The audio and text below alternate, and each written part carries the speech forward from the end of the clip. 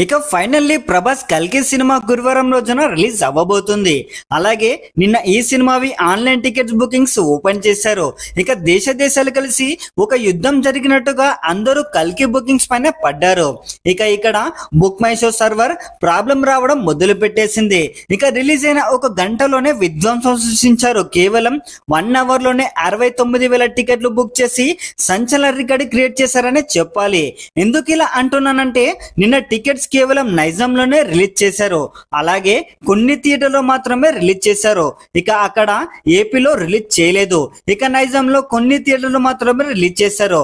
అలాగే book my show server error రావడం, ఇలా అన్ని రీజన్స్ పెట్టుకొని కేవలం గంటలోనే 69,000 టికెట్స్ అంటే మామూలు విషయం కాదని చెప్పాలి. ఒకవేళ నైజాంలో అన్ని థియేటర్లో రిలీజ్ చేసి అలాగే ఏపీలో కూడా రిలీజ్ చేసి ఉంటే ప్రపంచంలోనే అత్యధిక టికెట్స్ బుక్ చేసిన రికార్డు అవుతుందని కూడా చెప్పవచ్చు. ఇక ఇదిలా ఉంటే ఫస్ట్ డే ఎంత వరకు కలెక్షన్స్ రావచ్చో ఇప్పుడు చూద్దాం. ఏపీ తెలంగాణలో చూస్తే ఫస్ట్ డే హైయెస్ట్ షేర్ సాధించిన సినిమాలు కనుక ఫస్ట్ చూసినట్లయితే ఫస్ట్ ప్లేస్ లో త్రిబుల్ ఆర్ 74.11 కోట్లతో ఉంది.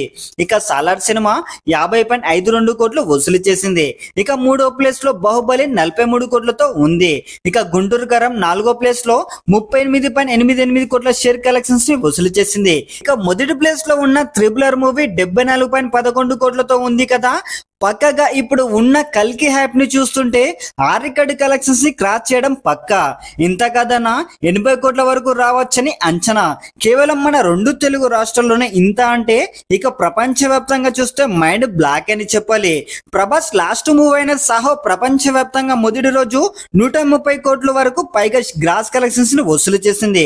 ఇక ఇప్పుడు ఈ కల్కి సినిమా ట్రేడ్ విశ్లేషకుల అంచనా ప్రకారం తెలుస్తుంది ఏంటంటే 230 కోట్ల నుంచి 250 కోట్ల వరకు వచ్చేలాగా ఉన్నాయి. ఇవి కేవలం అంచనా మాత్రమే. ఇక ఫస్ట్ డే కలెక్షన్స్ వచ్చాక అఫీషియల్ గా ఎంత వరకు రాబడుతుందో మనం వేచి చూడవలసిందే. ఇది ఫ్రెండ్స్ ఇప్పటి వరకు ఉన్న కలెక్షన్స్ అప్డేట్. ఇలాంటి లేటెస్ట్ అప్డేట్స్ కోసం అలాగే మీ హీరోల సరికొత్త సమాచారం తెలుసుకోవాలనుకుంటే మన టుడే పోస్టర్ ఛానల్ ని సబ్స్క్రైబ్ చేసుకోండి.